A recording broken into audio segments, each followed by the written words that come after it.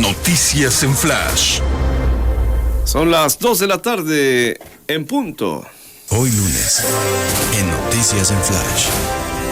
La opinión de Juan José Rodríguez Prats. Efectivamente, aunque sea 16 de septiembre, pero es lunes, tenemos el comentario del licenciado Rodríguez Prats, siempre interesante y me imagino con mucha tela de dónde cortar también.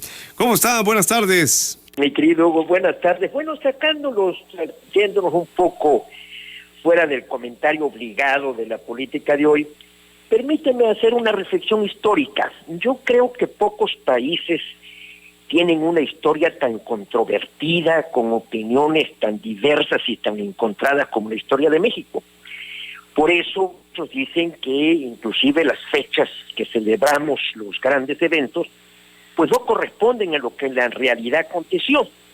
Y hay 3 fechas, Hugo, que me parece que los mexicanos debemos tener en cuenta y que desafortunadamente no se considera para las efemérides correspondientes. En primer lugar, el 8 de noviembre de 1519. Ese 8 de noviembre, que dentro de unos meses se van a cumplir 500 años en que se dieron el abrazo Hernán Cortés y Moctezuma. Para muchos ahí nació la nación mexicana.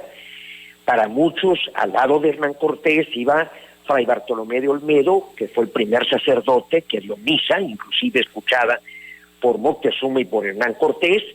Ya iba ahí la Malinche, la Malitzin, como le decían así, una derivación del náhuatl que después fue degenerando, que ella había sido descubierta por un soldado, Andrés de Tapia, que vio que hablaba maya, y fue y le dijo a Jerónimo de Aguilar. Jerónimo de Aguilar junto con Gonzalo Guerrero estaban ya habitándose, ya estaban conviviendo con los mayas, habían naufragado su embarcación 7 años antes y él ya hablaba maya. Este nexo es de una enorme trascendencia. Para mí, cuando se lee las biografías de Hernán Cortés, y resalta su capacidad para conspirar.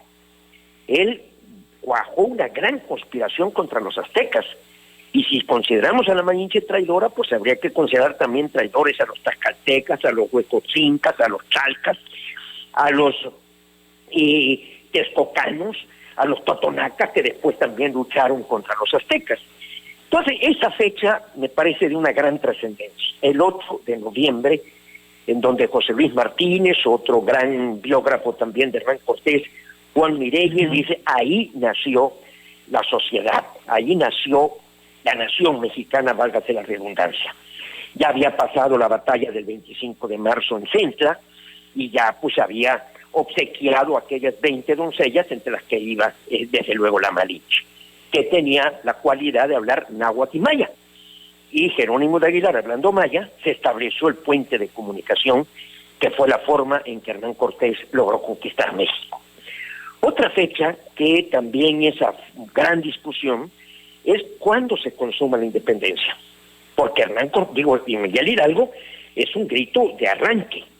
Inclusive él dice viva Fernando VII, también corresponde a lo que está pasando en España, que hay una gran rebelión en contra del imperio, en contra de Pepe Botella, que él era hermano de José Napoleón Bonaparte, era el hermano, y por lo tanto José Bonaparte, que le pusieron este apodo, pues estaba usurpando el poder que le correspondía a Fernando VII después de la abdicación de Carlos IV. Por lo tanto, hay otra fecha, porque la independencia se consume hasta el 27 de septiembre de 1821 y fue consecuencia de otra conspiración que la encabeza un personaje que ni siquiera se menciona en la historia, Matías de Monteagudo. Este es el hombre que se reunió, por eso se llama la conspiración de la profesa, para evitar que el último virrey, Juan José Ruiz de Apodaca, firmara la Constitución de Cáceres. Y al ver que esto no se podía lograr, entonces acuden a Iturbide para que se concerte la independencia con Vicente Guerrero en el abrazo de Acatempa, y se logra la independencia, que es cuando Agustín de Iturbide entra a la Ciudad de México el 27 de septiembre, que inclusive desvía el desfile porque quería pasar debajo del balcón de la Güera Rodríguez para saludarla. Siempre se habló de una relación ahí bastante clara entre estos dos personajes de la historia.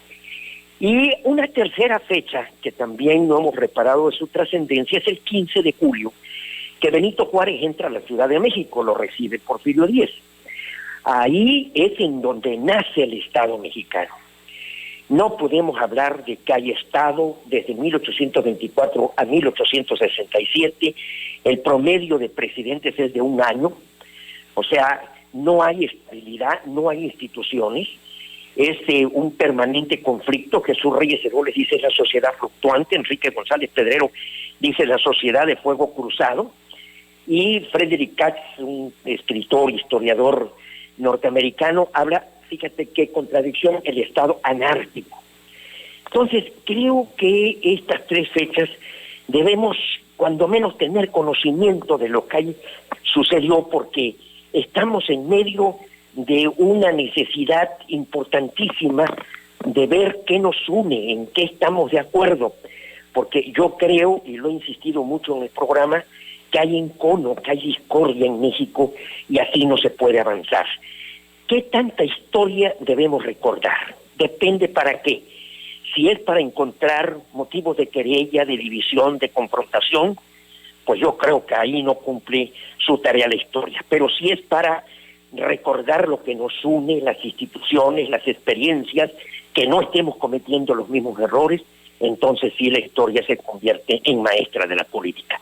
Quise mencionar estas 3 fechas, Hugo, porque me parece que, repito, no están contempladas en las más importantes, porque 1519, hace 500 años, fue un año importantísimo en la historia de México, que es cuando Hernán Cortés viene de Cuba y comienza su lucha para conquistar y derrotar a los aztecas. Este es mi comentario, simplemente como una cápsula histórica, que me disculpen si no me ocupo ahora de los temas actuales, pero creo que hay que ver de vez en vez hacia atrás para, repito, encontrar las causas nobles por las que han luchado los mexicanos. Pero créame, lo comparto con usted, interesante y necesario, yo diría obligado. Pues nada más una cuestión aquí, de los festejos que se dieron, fueron diferentes a los de los otros años, y por eso la pregunta, ¿cómo los vio? Hay quienes los disfrutaron, pero hay quienes dicen que pues que tampoco es válido. Yo creo que tenemos esa libertad para diferir, pero ¿usted cómo lo vio? Mira, yo creo que, y esto no lo digo yo, lo dicen los grandes estudiosos de la política, el poder requiere de cierta, ¿cómo te dijera yo?, de cierto ritual. El poder requiere que se sujeten las instituciones a ciertas normas, y veo que las atropellamos. Me parece, y se lo digo con todo respeto al señor presidente, que está golpeando a la investidura. Don Adolfo Ruiz Cortines, cuando decía una mala palabra, se tomaba de la solapa del saco y decía perdón, investidura. Pero ese tipo de solemnidades, ese tipo de boato, que muchas veces nos desagrada, que muchas veces lo atacamos, pero que es necesario para que la institución tenga respeto, se le vea con señorío. Me parece que se está jugando con fuego cuando se deteriora tanto la autoridad, porque pierde lo que es el consenso. Para mí el consenso, la legitimidad que deriva de una autoridad, es lo que le permite gobernar bien. Yo sí creo que debemos ser más respetuosos. Ahí están los videos de los que salieron propiamente del texto, que es uno, que está claro, y para hacer pronunciamientos que muchas veces tienen consecuencias desastrosas en la opinión pública.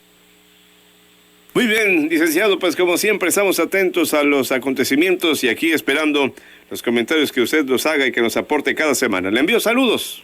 Muchísimas gracias, Hugo. Ya son las 2 de la tarde con 10 minutos. El expresidente Fox, a propósito de esto que estamos hablando,